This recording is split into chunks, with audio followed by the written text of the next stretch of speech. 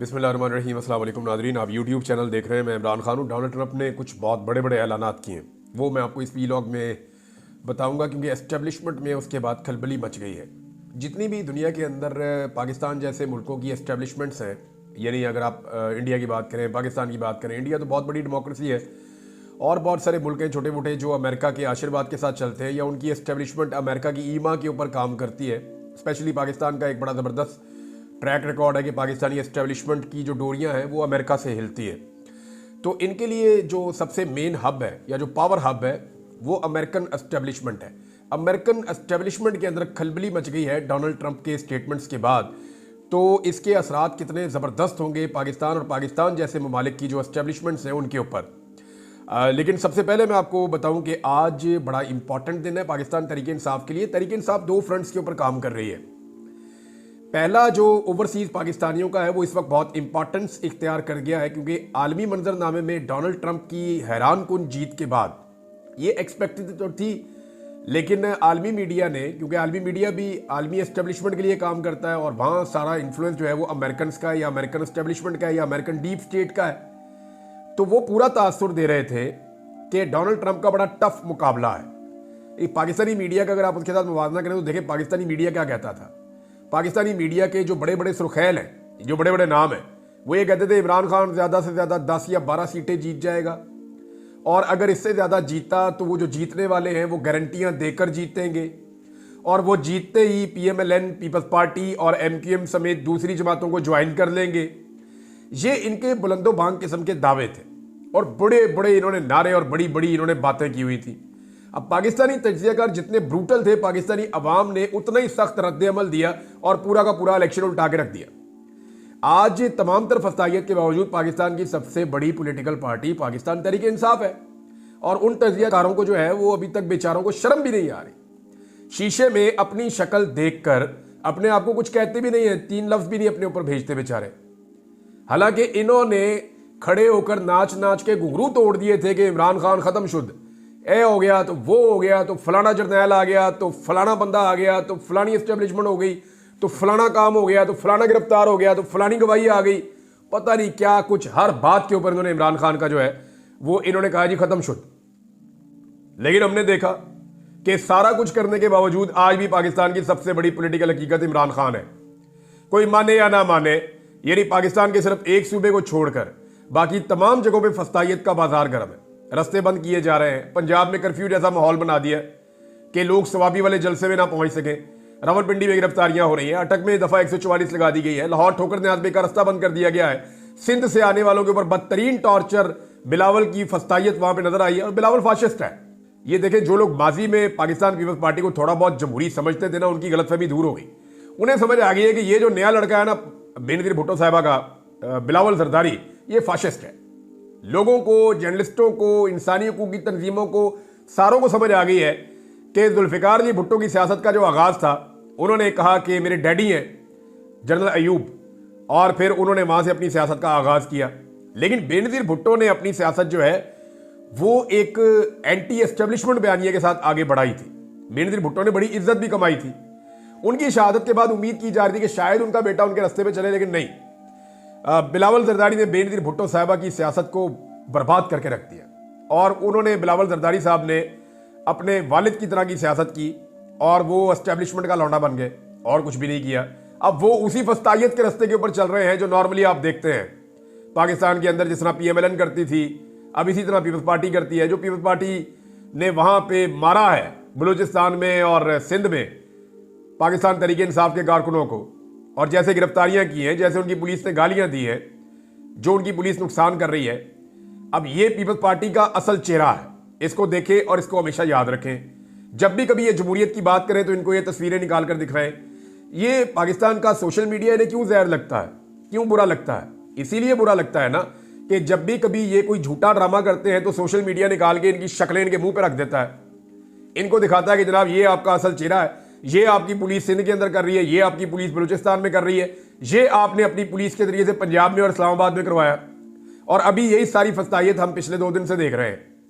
इसके बावजूद पाकिस्तान तहरीक इंसाफ के लोग बड़ी तादाद में सवाबी के लिए निकल रहे हैं, मुख्तलिफ जगहों से पहुंच रहे हैं, काफिले निकल पड़े हैं और खैबर पख्तूनख्वा में मुख्तलिफ इलाकों से भी लोग आ रहे हैं। स्वाबी का जो जलसा है वो बड़ा जलसा होने की तवक्को है। एक नया मोमेंटम पाकिस्तान तहरीक इंसाफ बनाना चाहती है, एक नई एनर्जी भी है पाकिस्तान तहरीक इंसाफ में, और इसमें बहुत सारे अहम तरीन स्टेटमेंट्स हैं। सबसे जो अहम स्टेटमेंट है वो इमरान खान साहब का है। इमरान खान साहब ने बहुत क्लियरली कुछ बातें कह दी हैं, और इमरान खान की बहन ने जो स्टेटमेंट उनका बताया वो ये कहा कि इमरान खान ने कहा कि कल स्वाबी जलसा में वकला, टिकट होल्डर्स, MNAs, MPAs और सारे पाकिस्तानी अपने हक के लिए शिरकत करें। जब इंसाफ अदालतों में आएगा तो इमरान खान को इंसाफ मिल जाएगा। अली मोहम्मद खान साहब ने भी कहा कि इमरान खान साहब को सारी उम्मीदें अपनी कौम से हैं और वो यहीं पे आज़ादी हासिल करेंगे। स्वाबी जलसे में इमरान खान ने पैगाम दिया कि इस जलसे में अगले लायामल का ऐलान होगा। आज़ादी की तहरीक के फैसले जो हैं वो सड़कों के ऊपर होंगे। जबकि इमरान खान साहब के अपने ट्विटर अकाउंट से या एक्स अकाउंट से एक ट्वीट किया गया है जिसमें बड़ा वादे पैगाम है पाकिस्तानी कौम के नाम। इमरान खान साहब ने कहा कि कल स्वाबी जलसे में हम अपने आइंदा के लायामल का ऐलान कर देंगे। अच्छा, ये बहुत इंपॉर्टेंट है, याद रखिएगा, ये बड़ा खुफिया रखा है पाकिस्तान तहरीक इंसाफ ने। मुझे कुछ हिंट्स हैं, लेकिन मैं ये चाहता हूँ कि पाकिस्तान तहरीक इंसाफ ने जिस चीज़ को खुफिया रखा है वो उनका एक अपना सीक्रेट है, जिसने मुझे कुछ चीज़ें एक दो लोगों ने बताई तो उन्होंने कहा कि जी आप प्लीज़ अभी इसको डिस्क्लोज ना करें। हम ये चाहते हैं कि जलसे के अंदर जिस तरह इमरान खान साहब की ख्वाहिश है ये चीज़ें सामने आएँ। तो स्वाबी के जलसे में इमरान खान साहब ने कल रात को ये ट्वीट किया था आज के बारे में, हम अपने आइंदा के लायामल का ऐलान करेंगे। बंदूक के जोर पर आईन और दीगर कवानीन में की गई तब्दीलियों और मुल्क पर काबिज माफिया के खिलाफ हमें मिनहैसुल कौम खड़ा होना पड़ेगा, वरना पाकिस्तान का कोई मुस्तकबिल नहीं है। साबिक़ वज़ीर-ए-आज़म इमरान खान साहब का पैगाम, और ये उनके एक्स अकाउंट से जारी किया गया है। अब एक सलमान अकबर रज़ा साहब जो सेक्रेटरी जनरल है पाकिस्तान तहरीक इंसाफ के, उनका भी एक स्टेटमेंट है और वो आप ये देख लें। लेकिन शेख वक्कास अकरम साहब ने क्लियर किया है कि इमरान खान की पॉलिसी की लाइन जो है वो बड़ी क्लियर है। संजानी जलसा में जो कुछ हमारे साथ किया गया था उसके बाद से इमरान खान साहब ने कहा था, और एस्टेब्लिशमेंट के साथ किसी किस्म की अब हमारी कोई भी एंगेजमेंट नहीं है। जावेद हाशमी साहब ने इमरान खान साहब के बारे में कहा, जावेद हाशमी के बारे में एक बात याद रखिएगा, इन्होंने बड़ी लंबी जेल काटी है। अगर पाकिस्तान में किसी सियासी कैदी के ऊपर एक लंबी जेल और लंबे अरसे तक सख्तियां रही हैं तो वो जावेद हाशमी है। नवाज शरीफ डील करके निकल लिए, नवाज शरीफ के करीबी दोस्त डील करके निकल लिए, ख्वाजा आसिफ, ख्वाजा साद रफीक, बायर, सारे अपनी अपनी इंजॉयमेंट कर रहे थे, अपना अपना कारोबार कर रहे थे। एक आदमी डट कर खड़ा था मुशर्रफ के रजीम में, और वो था जावेद हाशमी। जावेद हाशमी साहब ने आसिफ अली जरदारी की जेल तो जेल ही नहीं थी ना, जरदारी साहब तो जेल के साथ वाली कोठी के अंदर अपनी लाइफ एंजॉय कर रहे थे। बाकायदा उनको वहाँ वो सहूलतें मुयसर थी जो अच्छे खासे आदमी को, जो आज़ाद आदमी उसको मुयसर नहीं होती। अक्सर वहाँ से वो फार्म हाउसेज पे भी चले जाया करते थे। तो जरदारी साहब की जेल तो जेल थी ही नहीं। जावेद हाशमी साहब की जेल जरा गौर कीजिएगा। उन्होंने कहा कि मैंने 10 साल जेल काटी है, मगर जिन मराहिल से इमरान खान को गुजारा गया है, अगर इन मराहिल से मुझे गुजारा जाता तो मैं भी शायद डील कर लेता। ये वो जावेद हाशमी है जिसको इतनी सख्तियां बर्दाश्त की कि आज वो सही तरह बोल नहीं सकते, सही तरह चल नहीं सकते, और ये सारे वो तोहफे हैं जो जेल में उनको मिले। उन्होंने शरीफ खानदान के लिए पूरी एक जंग लड़ी अपनी जमहूरियत के लिए, लेकिन शरीफ खानदान के बार बार सौदों से, बार बार डीलों से तंग आकर उन्होंने अपने आप को उनसे दूर कर लिया। अब वो इमरान खान के बारे में ये दावा कर रहे हैं कि मैं 10 साल जेल में रहा हूं, लेकिन 10 साल में मेरे साथ वो नहीं हुआ जो इमरान खान के साथ हो गया है। और अगर मेरे साथ ये किया जाता या मुझे इन मराइल से गुजारा जाता तो मैं डील कर लेता। इतना जुल्म किया जा रहा है कि एक कमरे में इसे बंद किया हुआ है और इसे डील के लिए कहा जा रहा है। अच्छा जी, एक स्टेटमेंट जो है वो सलमान अकरम राजा साहब का है। यहां से आपको आइडिया हो जाएगा कि सबका स्वाबी जलसा में जाना कितना जरूरी है। इमरान खान साहब ने बड़ा क्लियर कर दिया है। वैसे मैं कल रिपोर्ट करूंगा आपको दिन के वक्त, मे भी हम जाएं भी स्वाबी जलसे में, तो आपको हम रिपोर्ट करेंगे कि एक्चुअली स्वाबी में किस तरह लोग पहुंच रहे हैं, उनका टेम्परामेंट क्या है, लोगों के जज्बात क्या है। क्योंकि इससे पहले मैंने देखा कि पाकिस्तान तहरीक इंसाफ के कारकुन बहुत गुस्से में हैं और वो बड़े रिएक्टिव हैं, यानी वो चाहते हैं कि इमरान खान साहब जेल से बाहर आएँ और पाकिस्तान के हालात ठीक हों। सलमान अकरम राजा साहब ने कहा कि मैं कहूँ कि मैं बड़ा वकील हूँ, मेरा काम सिर्फ अदालतों में मुकदमे लड़ना है, सड़कों पर निकलना मेरे शाया निशान नहीं है, तो ये गलत है। इंसानों कौमों की जिंदगी में लम्हा आता है जब फैसला करना पड़ता है कि हमने जुल्म के खिलाफ अमल का हिस्सा बनना है, लिहाजा मैं निकलूंगा। कि हमने जुल्म के खिलाफ अमल का हिस्सा बनना है, लिहाजा मैं निकलूंगा। अब हर पाकिस्तानी को भी फैसला करना है, उसने महफूज जगह पर बैठकर मुबस्सिर बनना है या कौम की तारीख में अपना हिस्सा डालना है। ये जनाब सलमान अकरम राजा साहब का पैगाम है। और आज का दिन बहुत इंपॉर्टेंट, पाकिस्तान तहरीक इंसाफ कितना बड़ा शो करती है ये हम आपको दोपहर के बाद बताएंगे भी, जब सारे काफिले स्वाबी की तरफ जा रहे होंगे। अब आ जाए जनाब, नौ मुंतखब अमरीकी सदर हैं, उन्होंने क्या मुसीबत पैदा कर दी है अमरीकी एस्टेब्लिशमेंट के लिए। अमरीकी एस्टेब्लिशमेंट वो एस्टेब्लिशमेंट है जो पाकिस्तानी एस्टेब्लिशमेंट को कंट्रोल करती है, और सिर्फ पाकिस्तान की नहीं, दुनिया की बेशुमार एस्टेब्लिशमेंट्स हैं जिनको वो कंट्रोल करती है। मैंने खुद बड़े बड़े तगड़े बंदों को अमेरिकन एस्टेब्लिशमेंट के सामने घुटने टेकते हुए पूरा रिकॉर्ड है, ना सिर्फ पढ़ा है ना सिर्फ देखा है, बल्कि मैंने जेन्युइनली देखा कि वो जब बात करते हैं तो वो बहुत परेशान हो जाते हैं, स्पेशली जब अमेरिकन की तरफ से कोई ऑर्डर आता है। तो अब जो डोनाल्ड ट्रंप ने कह दिया है ना, या जो उन्होंने ऐलानात कर दिए, ये टोटल 11 ऐलान है जो डोनाल्ड ट्रंप ने किए हैं। ये 11 ऐलान अमेरिकन एस्टेब्लिशमेंट के लिए आप समझे एक तरह की मौत है। डोनाल्ड ट्रंप ने किया क्या, जरा ये सुने आप, मैं आसान करके आपको बता रहा हूं आपकी जबान में। और ये मेरी मनसूबाबंदी है कि हम वाशिंगटन की बदउनवानी से अपनी जमहूरियत को वापस हासिल करेंगे, बदउनवानी से पाक करेंगे वाशिंगटन को, और हमेशा के लिए गहरे रियासती निजाम यानी जो डीप स्टेट है, बंद कमरों के फैसले, वो जो मैं कहता हूं आपको कि बंद कमरों में 4 बंदे बैठे पूरे मुल्क का फैसला कर दिया, हम ये करेंगे हम वो करेंगे, जाती मफादात उसके अंदर लोगों के आ जाते हैं, अपने जाती मफादात आ जाते हैं, अपने करीबी लोगों के, अपनी एक क्लास के मफादात आ जाते हैं। तो उन्होंने कहा जी डीप स्टेट को खत्म कर देंगे, खात्मे का ऐलान कर दिया, और 4 साल बाद होते हैं। डोनाल्ड ट्रंप को पहले ये बात समझ आने में टाइम लग गया था, जैसे इमरान खान साहब को समझ नहीं आ रही थी और जैसे हमें समझ नहीं आ रही थी। हम यही समझ रहे थे सारा निजाम ठीक चल रहा है, ऐसे ही चलता है। वो तो फिर जब पता चला तो निजाम गले पड़ गया। तो यानी पाकिस्तानी ज्यादातर यही समझते थे ना कि एस्टेब्लिशमेंट जो फैसला करती है वो पाकिस्तान के मफाद में करती है, लेकिन फिर हमें पता चला कि नहीं, एस्टेब्लिशमेंट माफिया के साथ डील्स भी करती है। फिर हमें पता चला कि एस्टेब्लिशमेंट और माफिया बीच में से बाद औक़ात मिले हुए भी होते हैं। फिर हमें पता चला कि एस्टेब्लिशमेंट जिन लोगों के कंट्रोल में होती है, बाद औक़ात वो अपने जाती मफाद के लिए भी काम कर रहे होते हैं, मुल्क के लिए नहीं कर रहे होते, और बहुत सारे काम वो मुल्की मफाद में भी करते हैं। वन साइडेड हम नहीं चल सकते। तो डोनाल्ड ट्रंप के ऐलानात, पहला ऐलान उन्होंने कहा सबसे पहले मैं फौरी तौर पर अपना 2020 का एग्जीक्यूटिव ऑर्डर दोबारा जारी करूंगा। अब ये 2020 में जाके ट्रंप ने किया था, क्योंकि ट्रंप को अपने आखिरी साल में एहसास हुआ कि ये क्या गेम हो रहा है और मेरे खिलाफ क्या खेल खेला जा रहा है। तो सबसे पहले 2020 का एग्जीक्यूटिव ऑर्डर दोबारा जारी करूंगा, जिसके जरिए मैं बदउनवान और सरकश अफसरान को हटाऊंगा, इख्तियारात वापस बहाल करूंगा, और मैं इस इख्तियार का पूरे तरीके से इस्तेमाल करूंगा, उठा के बाहर फेंक दूंगा। जर्नैलों की खैर नहीं है, करप्ट ब्यूरोक्रेट्स की खैर नहीं है, जो अमेरिकन एस्टेब्लिशमेंट की डीप स्टेट है उसकी खैर नहीं है। अब आ जाए दूसरा ऐलान।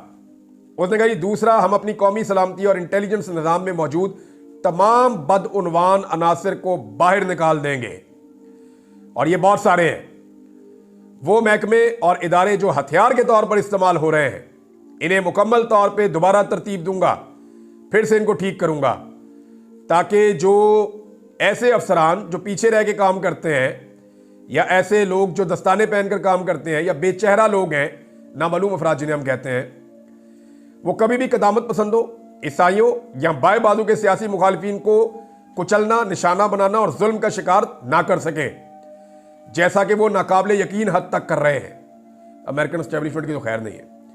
तीसरा और चौथा, ये 2 चीजें इकट्ठी उन्होंने बताई हैं। उन्होंने कहा जी अदालतों की हम इस्लाह करेंगे, अदालतों को ठीक करेंगे। अदालतों में बहुत बदउनवानी है, जजेस जो हैं वो कई दफा परवाह भी नहीं करते जब वो वारंट जारी करते हैं, उनके सामने झूठ बोला होता है, उन्हें बाद औक़ात आइडिया होता है, ऐसी दरखास्तें होती हैं जिनमें जजेस को मालूम था, या कम से कम उन्हें पहले से मालूम होना चाहिए था कि वो गलत दरखास्तें हैं, लेकिन वो इस पर कुछ नहीं करते। जजेस बंदों की गिरफ्तारियां करवा देते हैं, इनसे झूठ बोला जाता है, और वो मजबूर हैं कि मुल्क को तकसीम करने वाले झूठ और ताकत के गलत इस्तेमाल को बेनकाब हम करेंगे। हम एक सच्चाई और मफामती कमीशन कायम करेंगे, ये जनाब इनका चौथा काम है। यानी एक ऐसा कमीशन बनाएगा जो इस तरह के सारे मामलों को एक्सपोज करेगा कि कहां कहां पे ज्यादती हो रही है। पाकिस्तान के अंदर कई अदालतों में जजेस ने बड़ा अच्छा स्टैंड लिया, वो खड़े हो गए, उन्होंने कहा नाइंसाफी नहीं करेंगे, लेकिन कई जजेस आला कार के तौर पर इस्तेमाल भी हुए। ये मादी से लेकर अब तक का ट्रैक रिकॉर्ड है। तो डोनाल्ड ट्रंप उसका इशारा कर रहा है, वहां अमेरिका में भी ये गेम होती है। पांचवा, उन्होंने कहा कि हुकूमत के उन लीकर्स के खिलाफ एक बड़े क्रैकडाउन का आगाज करेंगे। हुकूमतों के अंदर बंदे बैठे होते ना, इधर से निकाल के एक शुदनी छोड़ दी, इधर छोड़ दी, ये एस्टेब्लिशमेंट के कहने के ऊपर प्रोपेगेंडे का हिस्सा बन रहे होते हैं, नए प्रोपेगेंडास खड़े कर रहे होते हैं, जाली खबरों के साथ साजिश करके झूठियां कहानियां फैलाते हैं और हमारी हुकूमत और जमहूरी निज़ाम को नुकसान पहुंचाने की कोशिश करते हैं। ये हर मुल्क की एस्टेब्लिशमेंट ने ना ऐसे बंदे रखे होते हैं, इधर से खबर लीक करवा दी, उधर से करवा दी, फलां मीडिया को ये दे दिया, उसको ये फीड कर दिया, तो वो कह रहे जी इनको मैं नहीं छोड़ूंगा और इन पर क्रिमिनल चार्जेस लगाएंगे, फौजदारी मुकदमात करूंगा इन पे। छठा, उसने कहा कि जितने भी हमारे इंस्पेक्टर जनरल्स हैं, आईजी हैं, जैसे हमारे आईजी होता है सूबे का, इनके दफातर को मुकम्मल आजाद कर देंगे और जो मेन महकमा बना हुआ उसके साथ इसका जिस्मानी ताल्लुक खत्म हो जाएगा। सारे आईजी आजाद हो जाएंगे, बिल्कुल इंडिपेंडेंट हो जाएंगे, ये कोई इनके ऊपर इन्फ्लुएंस नहीं कर सकेगा, ये किसी की निगरानी में काम नहीं करेंगे। जब ये निगरानी में काम नहीं करेंगे तो इनके ऊपर दबाव नहीं आएगा और ये डीप स्टेट के असर से आजाद हो जाएंगे। यानी होता यह है कि वो एस्टेब्लिशमेंट के गुलाम बन जाते हैं अपनी नौकरी के लिए, अपनी तरक्की के लिए। जब उन्हें उनसे आजाद कर दिया जाएगा एस्टेब्लिशमेंट के असर से, तो वो इंडिपेंडेंटली पुलिस काम करेगी और सियासी मकासद के लिए इस्तेमाल नहीं होगी। सातवां निजाम जो ऐलान किया है डोनाल्ड ट्रंप ने, उसने कहा सातवां, मैं कांग्रेस से एक आज़ादाना ऑडिट निज़ाम कायम करने की दरख्वास्त करूंगा ताकि हमारे इंटेलिजेंस इदारों की मुसलसल निगरानी की जा सके। अमरीकी इंटेलिजेंस जो पूरी दुनिया की निगरानी करती है, उसकी निगरानी के लिए स्पेशल ऑडिट का निज़ाम ट्रंप कायम करने जा रहा है, इस बात को यकीनी बनाने के लिए कि वो हमारे शहरियों की जासूसी ना कर रहे हो, अमरीकी अवाम के खिलाफ गलत मालूमात की मुहिम ना चला रहे हो या किसी की इंतखाबी मुहिम की जासूसी ना कर रहे हो, जैसे कि उन्होंने मेरे साथ किया है। आठवां ऐलान किया डोनाल्ड ट्रंप ने कि हम ट्रंप इंतजामिया के शुरू किए गए इस इकदाम को जारी रखेंगे जिसके तहत वसी वफाकी ब्यूरोक्रेसी के हिस्सों को वाशिंगटन की दलदल से बाहर निकालेंगे। 1 लाख सरकारी ओहदे वाशिंगटन से निकाल के बाकी अमेरिका में शिफ्ट करेंगे, क्योंकि वाशिंगटन में सारी ताकत इकट्ठी कर दी है। वाशिंगटन में डेमोक्रेट्स तगड़े हैं, तो रिपब्लिकन्स के एरिया के अंदर कोई इंतजामी पावर नहीं है, तो उन्होंने कहा मुख्तलिफ महकमों को और बड़े बड़े अफसरान को अमेरिका के बाकी हिस्सों में भी भेजूंगा। जरूरी नहीं है कि पूरा निजाम एक ही जगह से कंट्रोल हो। जब एक जगह से पूरा निजाम कंट्रोल होता है तो उस कंट्रोल के ऊपर एक कंट्रोल एस्टेब्लिशमेंट का भी होता है, तो इससे एस्टेब्लिशमेंट का कंट्रोल अमेरिका में डोनाल्ड ट्रंप कमजोर करने जा रहा है। 9वां और 10वां पॉइंट इकट्ठा बोला डोनाल्ड ट्रंप ने, और उसने ये कहा कि मैं इस पर काम करूंगा कि वफाकी अफसरान को इन कंपनियों में नौकरियां लेने से रोका जाए जिनके साथ वो काम करते हैं। ये तो सिंपल है कि पहले जब सरकारी नौकरी है मुख्तलिफ कंपनियों को फायदा दो और जैसे ही रिटायरमेंट हो उन कंपनियों के अंदर मुलाजमत कर लो और बड़ी बड़ी तनख्वाहें और फायदे ले लो। वो कह रहा है ये चीज़ तो मैं रोकूंगा फौरी तौर पे और कांग्रेस के ऊपर दबाव डालूंगा कि एक ऐसा कानून पास किया जाए कि एक हद मुकर्रर की जाए कि तब तक के लिए ये बाउंड है कि ये वो चीज़ें नहीं कर सकते। इसी तरह मैं रियासती निज़ाम को ख़त्म करूंगा और एक ऐसी हुकूमत बहाल करूंगा जो आवाम के जरिए और आवाम के लिए हो। ये वो 11 काम है जो डोनाल्ड ट्रंप करने जा रहा है। पाकिस्तानी इकॉनमी के बारे में बड़ी खौफनाक खबरें हैं। पाकिस्तानी वजीर खजाना ने हाथ खड़े कर दिए हैं, वफाकी वजीर पानी और बिजली ने भी हाथ खड़े कर दिए। और जो कुछ इस वक्त पाकिस्तान के साथ पंजाब हुकूमत कर रही है इकॉनमी को लेकर, ये सारी चीज़ें मैं आपको नेक्स्ट वीलॉग में बताऊंगा। लेकिन एक खबर मुझे आपको बतानी है, वो है कि एक डाकू है, कच्चे का डाकू, जो यूट्यूब के ऊपर वीडियोस बनाता था, लोगों में बड़ा मकबूल हुआ था, शाहिद लुंड, वो कत्ल हो गया है। कुछ लोग कह रहे हैं पुलिस ने मारा, कुछ लोग कह रहे हैं कि आपसी मुकाबले में मारा गया। लेकिन इसके कत्ल के ऊपर सोशल मीडिया के तबसरे पढ़ के मैं हैरान हो रहा हूँ।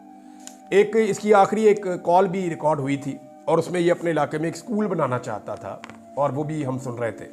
बहरहाल एक कंट्रोवर्शियल किरदार था, लेकिन कच्चे के डाकू, कच्चे की सिचुएशन और उसके साथ जुड़ी हुई वहाँ की सियासत, ये हमारे लिए हमेशा से एक बड़ा अहम मसला रहा है, स्पेशली जनूबी पंजाब और इंटीरियर सिंध का। कभी इस पे बात करेंगे डिटेल में। अब तक के लिए इतने, अपना ख्याल रखिएगा, अपने इस चैनल का भी। अल्लाह हाफ़िज़।